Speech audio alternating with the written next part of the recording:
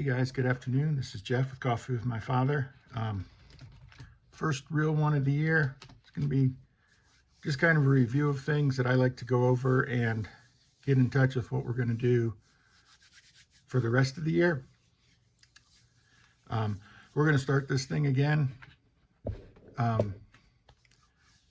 let illness get the best of me. Have some problems with my back, had some problems with my knees, had some problems with my Achilles heels over the past 3 or 4 years, and we're in the process of getting them all fixed. But I decided we're just going to praise God and teach through the pain and whatever else that pain is bringing. Sorry about the camera work. But we're going to start off with the gospel that Jesus died for our sins on the cross, as it was written in the scripture, that he was buried and rose again on the third day, as it was written in the scripture. And that's the foundation of John 3:16.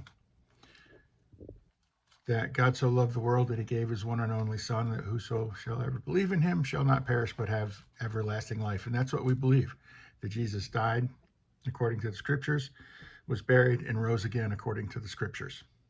It's that simple. You just sit down and ask Jesus for forgiveness and say, Lord Jesus, you are Lord, and you are saved, sealed from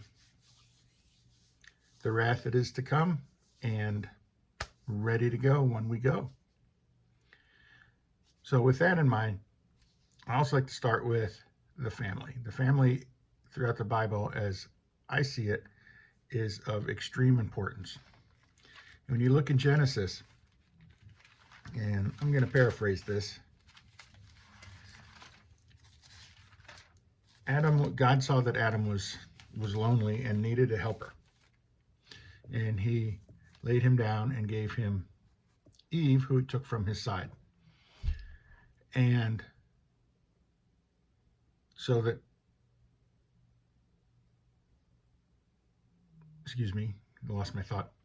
So that godly interaction can be seen between a husband and a wife, and therefore into the family. Well, they in turn had a family. Like most families, they had a couple of problems.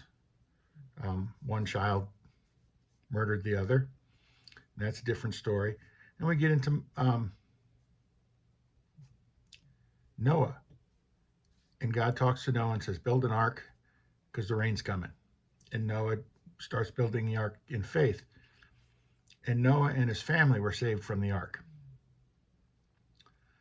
I want to go to, and then we start seeing the genealogies come up. When we get to Moses,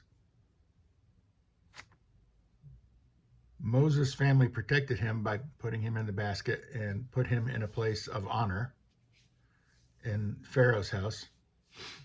And when he led the people out of Egypt in that last night of the last plague, that Passover night, the instruction was to get your house in order, basically, get all the yeast, all the sin out of your house. Imagine getting every grain of yeast out of your house in the desert without any real windows or anything in the wind blowing. That shows you just how hard it is to do, to get rid of sin by yourself. The Passover lamb was slaughtered, which was Jesus, and his blood saved them. But the big thing here is that the family was to be brought in together and have a meal together on that night. No matter what was going on outside, the family was together. And we move along and we can see more genealogies. We get into Ruth and we see that David was in that same lineage. We go through the Old Testament into the New Testament, we see that Jesus was in that same lineage. So, and it's even repeated, like the entire lineage from Abraham to Jesus is in there. And even Jesus, when he came into a family.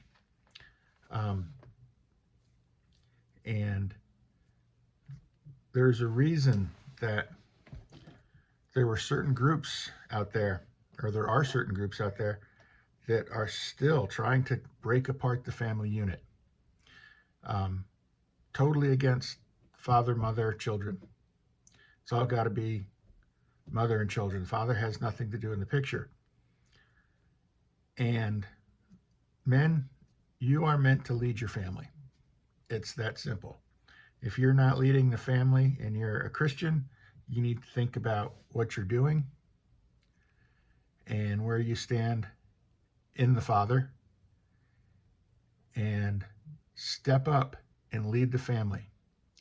Not just giving them food on the table, which is a huge part, not just keeping shelter over their heads, which is a huge part. Keeping them safe is a huge part.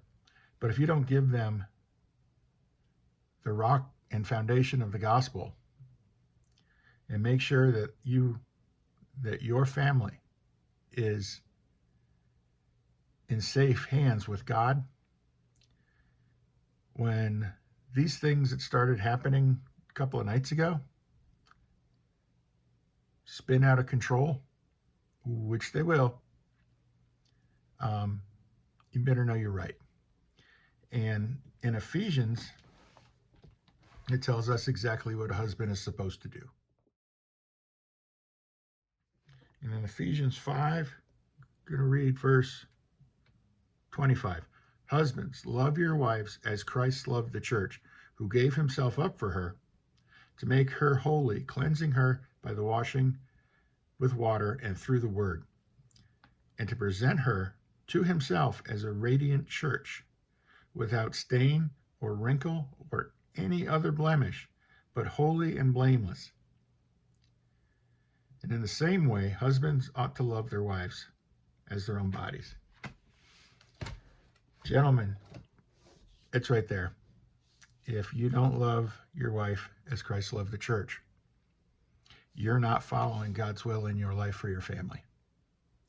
If you're thinking of having a family, and if you think that, no, I'm going to leave that one alone for now. If you're thinking of having a family, and at any level, that's the role you have to take, gentlemen. And I pray that you do. The Lord's seen us through some awful things, and we've tried to set that one verse in Jeremiah. I don't know. I'll have to look it up. But as for me and my house, we will serve the Lord.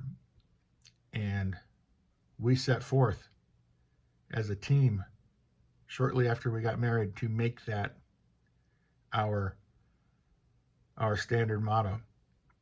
We've also made 1 Corinthians 13 our standard to live by.